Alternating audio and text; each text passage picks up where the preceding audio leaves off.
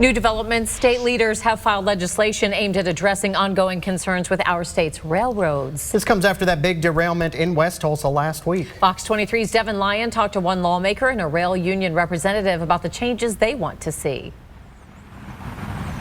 That's right, guys. Some of the bills filed at the state capitol are trying to solve some of the issues they see in the railway infrastructure, designed to attack areas such as crew size, train size, or just flat out train track conditions like the one over my shoulder that goes across this busy street.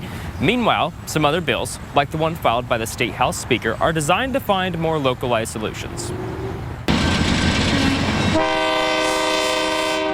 I do have some legislation related to this. We've been having an issue in Manford at the basin where the train has consistently been blocking the tracks. Oklahoma House Speaker-elect Kyle Hilbert says there's been several bills filed that could impact railroads in the state. However, his piece of legislation is hoping to fix an issue in Manford where people have been blocked for hours from getting into and out of town. Once every 5 or 6 weeks, this would happen, culminating in one morning, a mother was going into labor and was on her way to the hospital when she was trapped in the basin north of the tracks on Basin Road. And thankfully, the train moved in time. But this just resonates with the big issue that we've been having there in Manford with the trains blocking the tracks. His bill would create the framework that he hopes will solve not only the issue in Manford, but others like it. Legislation that we're working on this upcoming session is to construct a new road north of the train tracks coming from Highway 48 going into the basin so that the folks that live there, the thousands of people that live there, have 2 different access points in and out of their house. I also spoke with Kyle Pence of the union SMART, who told me issues like the ones in Manford or the recent derailment in West Tulsa reflect a nationwide issue. This is an ongoing problem that we're having. I mean, this is not just in Oklahoma. Every state's having this problem.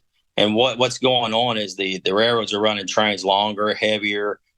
We're pushing the envelope here to try to see just how much can we go before we break it. The union is advocating for bills like Hilbert's, but also others focused on railway infrastructure. He told me about a half dozen other lawmakers have also filed their own bills. This issue is just not going to go away unless we do something about it. And sadly, it's going to take a law to get this to go away. A lot of things regarding railroads are regulated federally, but when it comes to safety of our constituents, that tends to fall in the state jurisdiction versus the federal jurisdiction. And so that's certainly something that the legislature continues to look at.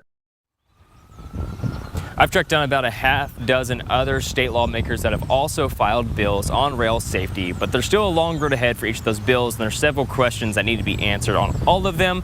But all those answers will be hashed out when they're introduced on next legislative session, which starts in February. Live in Tulsa, covering news that matters, Devin Lyon, Fox 23 News.